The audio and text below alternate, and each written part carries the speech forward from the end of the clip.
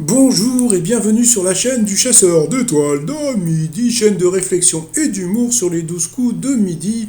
Alors, bonne nouvelle pour certains, d'autres s'en foutent peut-être, mais Cyril Hanouna va mieux, donc voilà, il sera sûrement peut-être de retour ce soir. Sinon, le nouveau slogan d'Éric Zemmour, c'est Reconquête. Et comme d'habitude, voilà, il a fallu que je fasse un t-shirt parodique, donc c'est le t-shirt Reconquête. Oh, qu'est-ce qu'il est drôle. Allez, ça va commencer, petit résumé des 12 coups de midi, présenté par moi et Jean-Luc Reichmann et Saint-Nicolas, puisqu'aujourd'hui c'est la Saint-Nicolas, donc une petite pensée pour tous les Belges qui me regardent. La maîtresse de midi était venue avec son sourire et toutes ses dents, son mari était là avec son fils. Au coup d'envoi, la première question trop dure, quel est le nom du scandale qui obligea Richard Nixon à démissionner de la présidence des États-Unis? Donc bien sûr, c'était le Watergate. Après, vous aviez Antonin qui était venu avec Margot, sa jolie petite chérie qui était un peu dans l'ombre. Alors, de quoi bénéficieraient 65% des amateurs de petit déjeuner contre seulement 38% de ceux qui ne mangent pas le matin? Eh bien, d'une promotion. Donc voilà. Après, vous aviez Lydie, qui était venue avec Geoffrey, son mari, et son fils Lucas. Alors le fils Lucas avait demandé à sa maman de revenir avec 2000 euros. Bon, est-ce qu'elle va revenir avec 2000 euros? Alors, qui a écrit le titre du groupe BTS Permission to Dance, sorti durant l'été dernier? Eh bien, elle a dit de l'autre, eh bien c'était Ed Sheeran. Après, vous aviez où? Qu'est-ce qu'elle était jolie, Nadège, qui était coiffeuse. Donc, tiens, ça c'est un truc qu'a mis Jean-Luc Reichmann sur Twitter. Donc c'est le salon de coiffure Michel Drucker. Oh, oh, qu'est-ce qu'il est drôle. Donc voilà, elle était venue avec toute sa famille. Bonjour tout le monde. Suite à un traitement pour lutter contre une extinction de voix, quel effet indésirable est arrivé au chanteur James Blunt? Eh bien, son pénis, il a rétréci, il a une petite tatobe maintenant. Dans quelle région de France de nombreux noms de lieux sont associés au mot Caire? Donc, bien sûr, c'était en Bretagne. Donc, c'est une question assez facile, comme d'habitude. À quelle fête les Français préfèrent-ils participer? Donc, ça semblait évident, c'était Noël, jour de l'an. Et ensuite, pourquoi n'y a-t-il pas de 4x4 parejo en Espagne? Eh bien parce que c'est une insulte et parejo ça veut dire branleur. Donc voilà, grâce aux 12 coups de midi, nous avons appris un nouveau mot en espagnol, c'est parejo. Voilà, donc sur cette question, eh bien elle est passée au rouge. Qui dit rouge dit duel? Elle a pris Antonin en duel qui est tombé sur une question de bébé. Qu'est-ce qui peut être halogène, LED, à douille, à vis ou à baïonnette? Donc bien sûr c'était l'ampoule. Eh ben oui, donc Lydie ne va pas revenir à la maison avec 2000 euros, donc elle va être obligée de les emprunter pour rentrer à la maison avec ses sous-sous. Donc Antonin, Blandine et Nadège se sont retrouvés. Ah, et entre-temps, eh bien voilà, donc Miss Maboule a continue à faire sa fofolle, donc arrivé au coup par coup, alors qu'est-ce qui est parfumé à la cannelle? Eh bien la mauvaise réponse était la tarte tatin. Après, voilà, donc elles sont arrivées, donc je sais pas, c'est une société qui est venue faire un peu de pub, mais ils n'ont pas noté le nom de la boîte.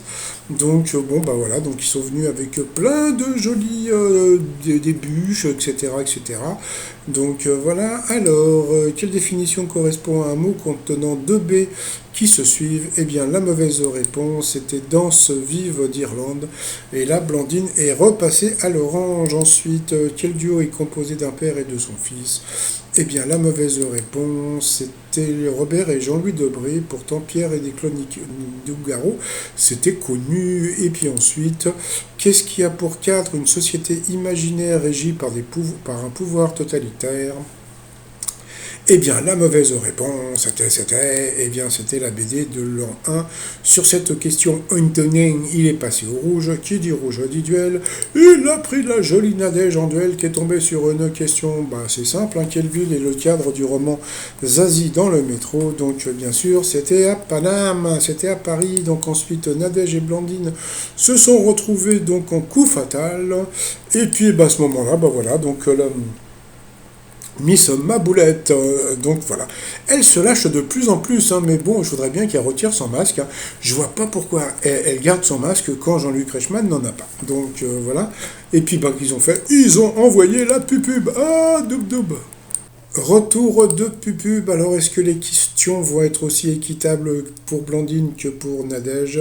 Eh bien, c'est parti, mon kiki. Alors, à quel art vous adonnez-vous si vous achetez de la gouache? Ça, c'était de la peinture. Et puis pour Nadège, eh bien voilà, ça commence. Quel mot désigne à la fois la force de gravité terrestre et un manège forain? Donc c'était l'attraction, voilà, ce genre de questions qui déstabilise un candidat. Et après, hop, c'est parti. Quelle animatrice anime depuis la rentrée? C'était le midi, on ne va pas se mentir, sur RMC. Vu que personne ne regarde, donc elle ne pouvait pas savoir que c'était Estelle Denis. Au ski, qu'est-ce qui est facile quand elle est verte et dur quand elle est noire? Donc bien sûr, ça c'était pour elle. C'était la piste pour la maîtresse de midi, qui était le prénom du célèbre peintre Courbet. Je ne sais pas si vous avez remarqué, quoi, je ne sais pas si vous avez regardé l'émission, mais Jean-Luc Reichmann n'arrêtait pas de rigoler. Ou bien il a bu, ou bien il a bu. Donc voilà. Quel terme anglais sert à nommer la magie qui se fait près des spectateurs ou une photo en gros plan? Donc ça c'était pour Nadège, vous voyez ce que je veux dire? Donc c'était le close-up, donc c'était super dur à trouver pour elle, la pauvre. Selon le protocole par lequel il est d'usage d'appeler le prince Charles, son Altesse royale, par quelle formule s'adresse-t-on à la reine, donc Sa Majesté? Mais vous voyez, donc la question qui fait 3 kilomètres, etc. Donc voilà. Comment appelle-t-on un avion à trois paires d'ailes superposées? Donc c'était un triplan. Voilà, vous avez le biplan et puis vous avez le plan B. Donc voilà, puis à la fin, la pauvre Nadège, et bien voilà, donc elle n'a répondu. Bah, c'est plutôt Blandine qui n'a répondu qu'à deux questions. Donc voilà, donc elle n'a pas soufflé. Donc voilà, donc bah, bye bye à Nadège. Ensuite, par rapport au coup de maître. Alors, aujourd'hui c'était cadeau de la maison, hein. Quel nom d'animal creuseur de galerie emploie-t-on pour désigner un espion infiltré? Donc bon, ça c'était simple, c'était la taupe. Mais bon, en général, il y a toujours 3 ou 4 questions faciles. En compétition de natation, pour quelle nage le départ se fait-il dans l'eau? Donc bien sûr, c'était le dos. Qui déclare régulièrement dans une BD je ne suis pas gros? Donc bon, bah, vous aviez Astérix ou Idéfix ou bien l'autre, donc bien sûr, c'était Obélix. Obélix.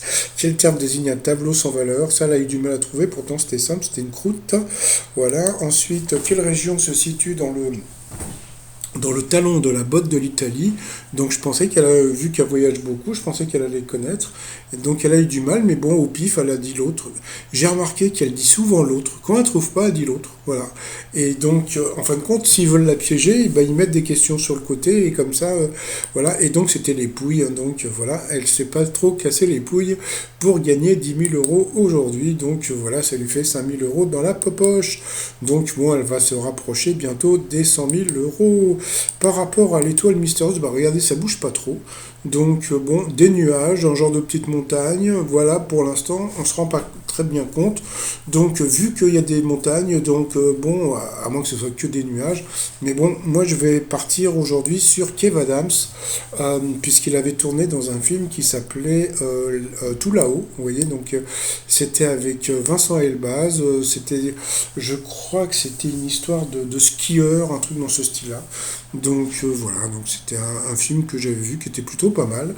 Et puis bon, comme Kev Adams avait fait partie de... c'était à 14 ans qu'il avait participé à Attention à la marche, donc avec Jean-Luc Reichmann.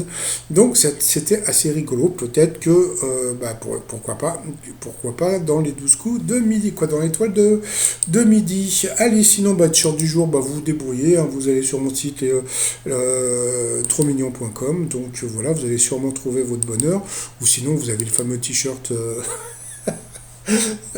la quéquette de Zemmour, mais sinon il y a plein d'autres trucs. Sinon, bon bah Comme on peut voir, 95 755 euros.